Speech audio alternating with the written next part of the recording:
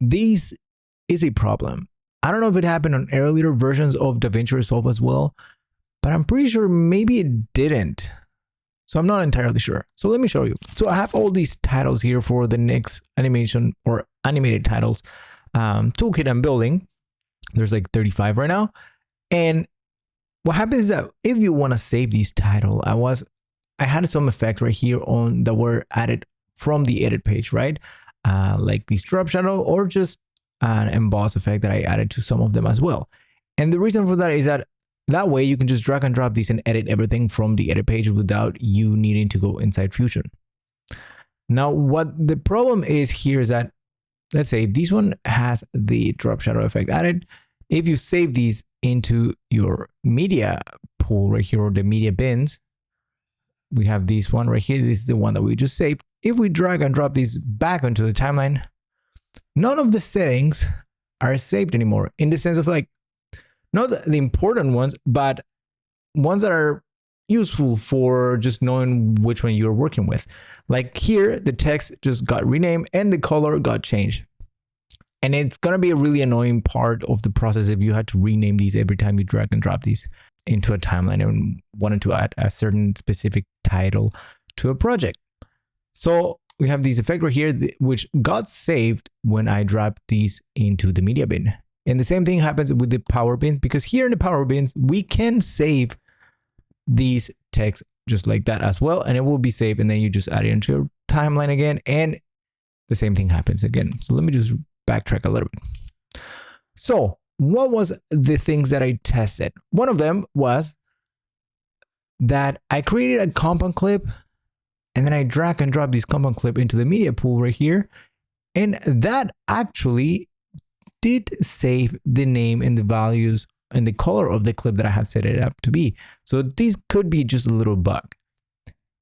Now the problem with that is that if you want to save a compound clip, you cannot do so in the power bins. So if you were changing to a different project, you had to copy the bins from here into that new project, and that just adds a lot more friction to the process. So what can we do about this?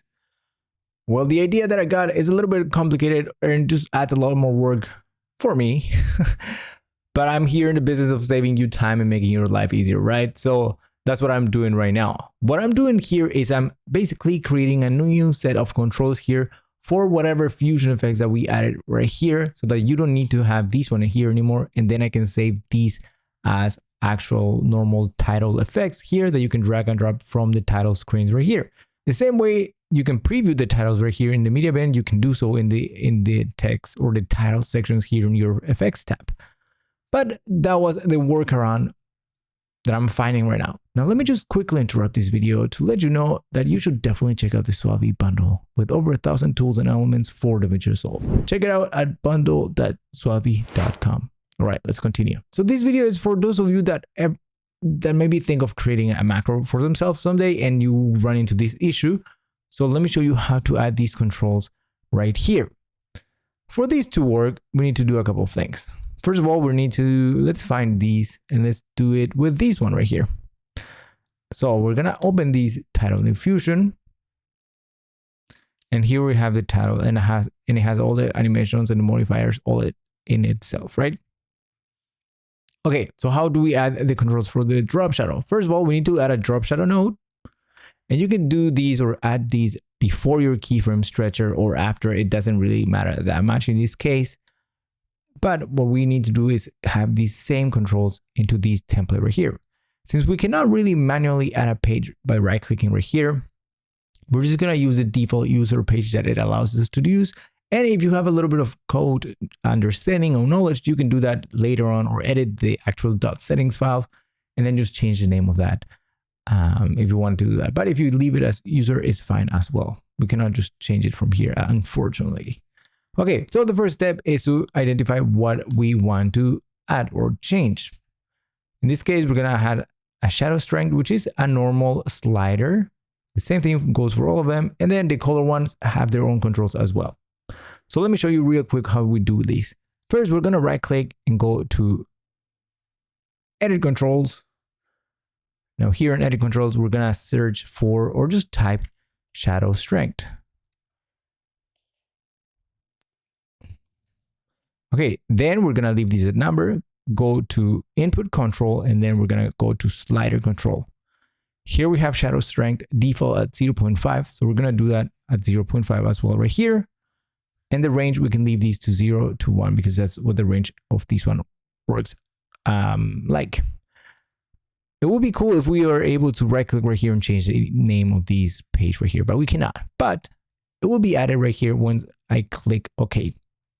Now we have this user section and we have this shadow strength. Now we're going to do the same thing for all of these, and you just have to make sure that you know the beginning or the starting point and the end points for the actual slider that you have right here. So we're going to do these for the next one. So drop angle, go to slider control, set the default to be 37.5 and the range -180 to 180. Obviously, if you later on input a bigger number right here, it should allow you to just work with that unless I set up a limit right here, which I'm not gonna do for now. So we're gonna now click OK, and now that the control is added. Let's do that again, just so that we don't lose practice, because once you know these or do this once, you will, it's sort of like riding a bicycle. You will learn it once and then you're probably gonna remember how to do it forever and ever. Now this drop distance is actually from 0 0.0 to 0.2 right here. So I'm gonna set up the range to be 0.2 and everything else we're gonna leave the same. Now we have that control right there as well. I'm gonna go to controls again one last time. We're gonna add one called blur, slider control, and the blur is set from 0 to 1 and the default is 0.55. It doesn't have to be the same exact number here because later on we will link these. It's just a matter of personal preference. Okay, we have that. Now let me just quickly interrupt this video to let you know that you should definitely check out the SUALVI bundle with over 1,000 tools and elements for DaVinci Resolve. Check it out at bundle.sualvi.com. All right, let's continue. Now let's add the colors. We're gonna right click, go edit controls again, and now we're gonna go to right here and we're gonna write shadow control red. Now these doesn't have to be named like these. You can name these whatever you want. It's just so that you can later on identify it more easily when you're searching for something if you want to change something right here. And by default, whenever you add something, it will be added right at the end right here. As you can see, we have this shadow strength that we added, the drop angle, the drop distance, and the blur as well. Okay, shadow control red. I'm gonna copy these. And after you have that ID, if you want, you can just leave these as control red or change the name again if you want, because this is what the label is going to show up right here. So we can just leave these as color red. Now here in the input control, we're going to have to go and find the color control. And don't mistake these with the color wheel control, although you can do that if you want, but it's a little bit more complicated. So we're going to go to color control. We're going to leave this as new group. And now we're going to press OK. Now we have the first one and it's just going to be black, but nothing happens yet. So don't worry. I'm going to right click, edit controls, and we're going to follow the same process, shadow control, but this time it's going to be green.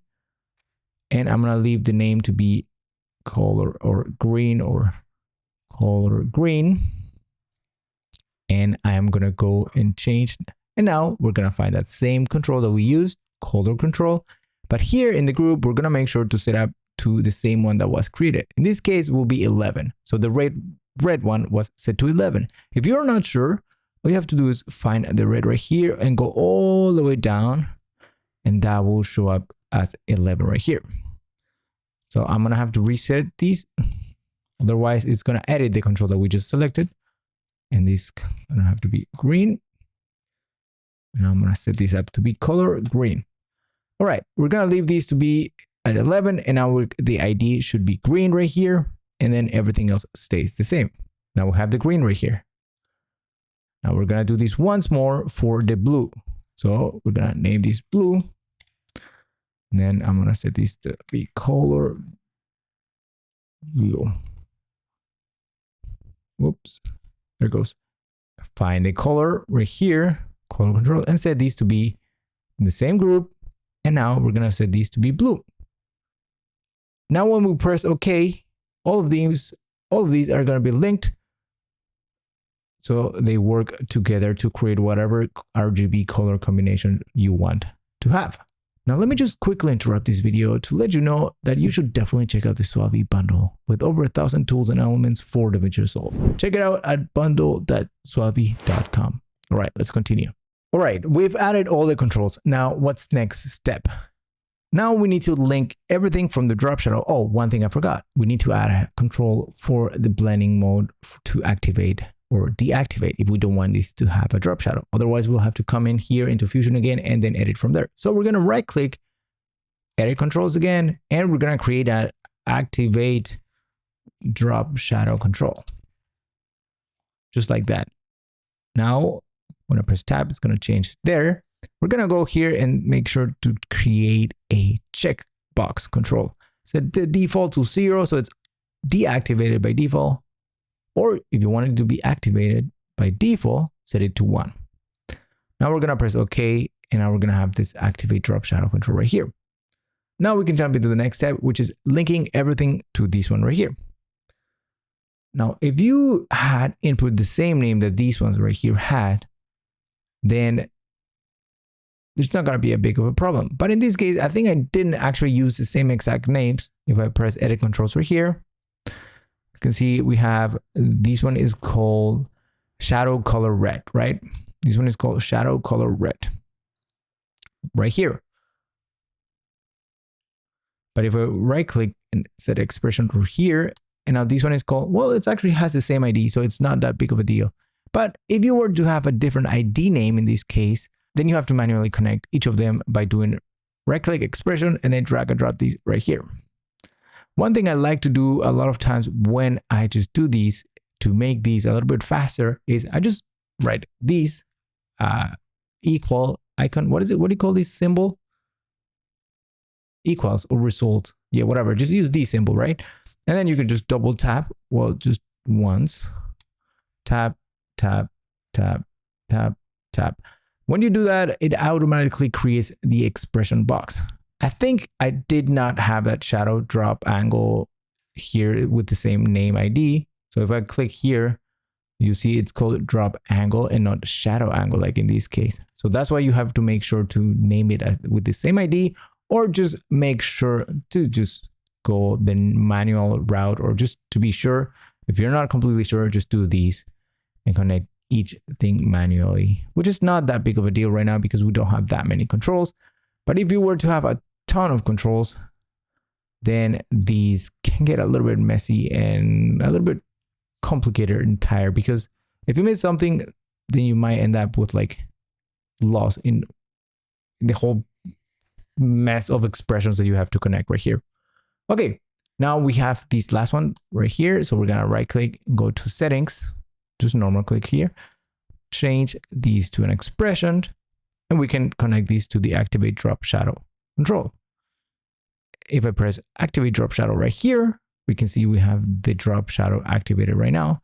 And any changes that we make right here on these texts that we have, we can see the drop shadow has those changes made as well right here. If we move these at the same time, you can see how they are working together. So that is basically how you create this control.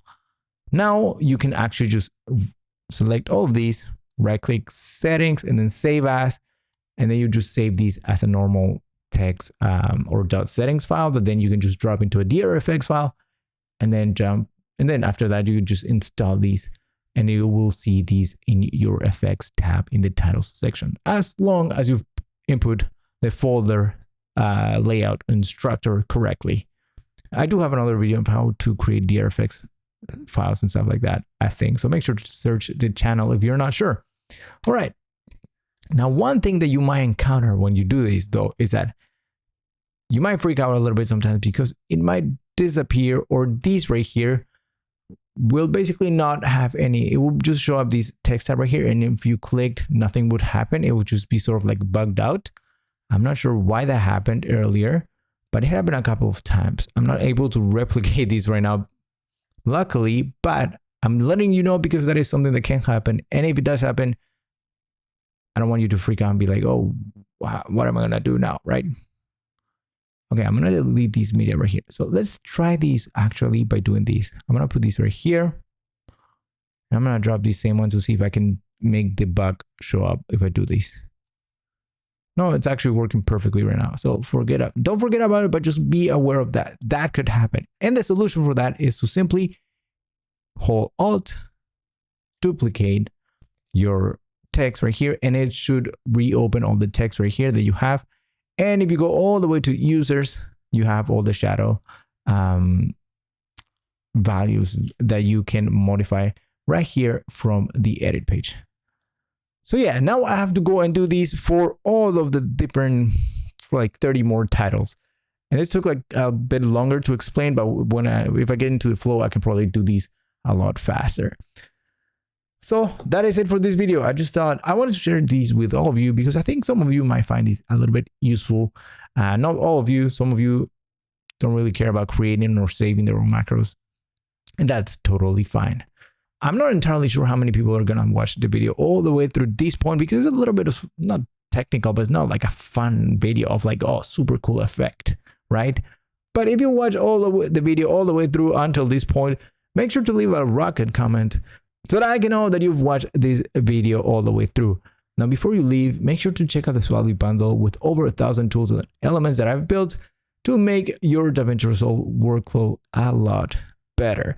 We have the split screens, paperful effects, a bunch of other cool tools that people like. So make sure to check that out at bundle.sualvi.com. That is it for this video. I hope it was helpful, and I'll see you in the next one here in SUALVI. Bye.